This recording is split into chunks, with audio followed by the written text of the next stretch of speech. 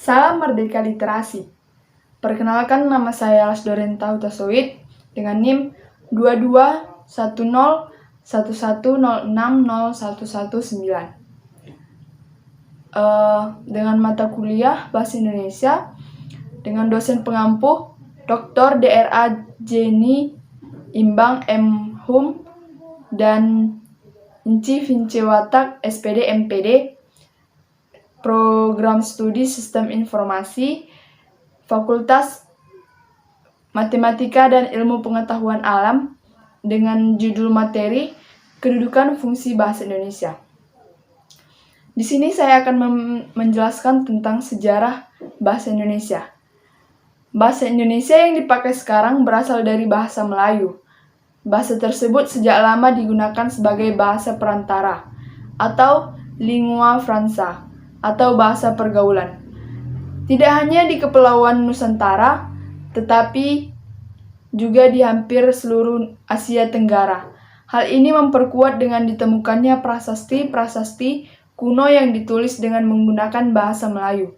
Secara resmi, bahasa Indonesia dikumandangkan pada peristiwa Sumpah Pemuda tanggal 28 Oktober tahun 1928.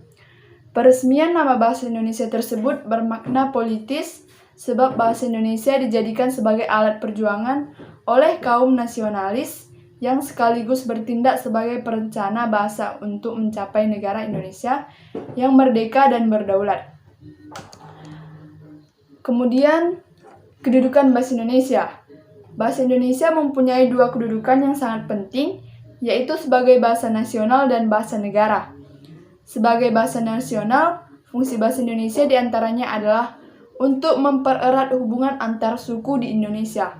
Fungsi ini sebelumnya sudah ditegaskan di dalam butir ketiga Ikrar Sumpah Pemuda tahun 1928 yang berbunyi, "Kami putra-putri Indonesia menjunjung bahasa persatuan bahasa Indonesia." Kedudukan bahasa Indonesia sebagai bahasa negara dikukuhkan sehari setelah kemerdekaan Republik Indonesia tahun 1945 atau seiring dengan diberlakunya Undang-Undang Dasar 1945. Pada bab 15 pasal 36 dalam Undang-Undang Dasar 1945 menegaskan bahwa bahasa negara ialah bahasa Indonesia. Sebagai bahasa negara, fungsi bahasa Indonesia adalah sebagai bahasa dalam penyelenggaraan administrasi negara, seperti dalam penyelenggaraan pendidikan dan sebagainya.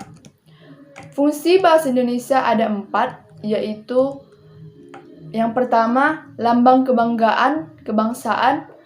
Fungsi dalam Indonesia sebagai lambang kebanggaan kebangsaan adalah bahasa mencerminkan nilai-nilai sosial budaya yang mendasari rasa kebangsaan. Yang kedua, lambang identitas nasional.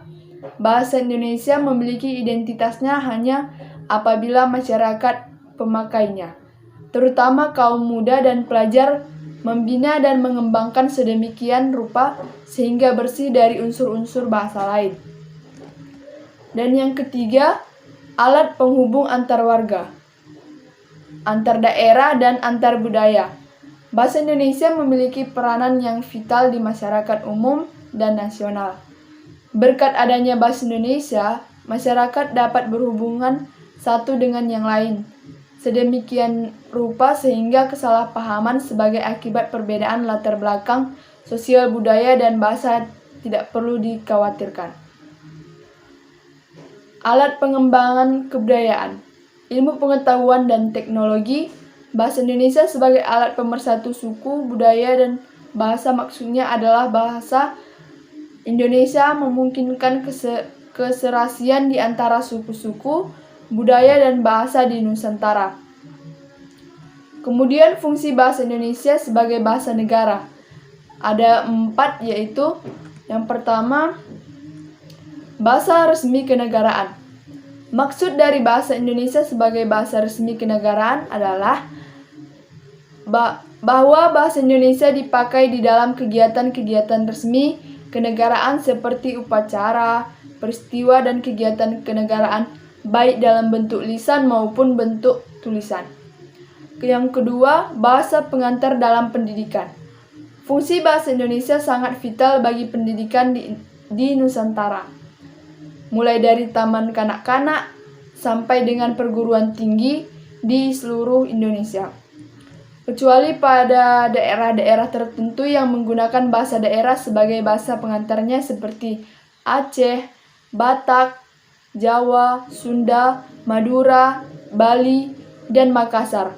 Akan tetapi hanya sampai tahun ketiga pendidikan sekolah dasar. Dan yang ketiga, alat penghubung antar pada tingkat nasional. Dalam hal ini, fungsi bahasa Indonesia dipakai bukan saja sebagai alat komunikasi timbal balik antara pemerintah masyarakat luas dan bukan saja sebagai alat perhubungan antar daerah dan antar suku, melainkan juga sebagai alat perhubungan di dalam masyarakat yang sama latar belakang sosial budaya dan bahasanya. Dan yang keempat, alat pengembangan kebudayaan, pengetahuan, dan ilmu teknologi. Di dalam hubungan ini, fungsi bahasa Indonesia adalah satu-satunya alat yang memungkinkan masyarakat membina dan mengembangkan kebudayaan nasional. Sedemikian rupa sehingga bahasa Indonesia memiliki ciri-ciri dan identitasnya sendiri yang membedakannya dengan kebudayaan daerah. Cukup sekian dan terima kasih. Salam Merdeka Literasi.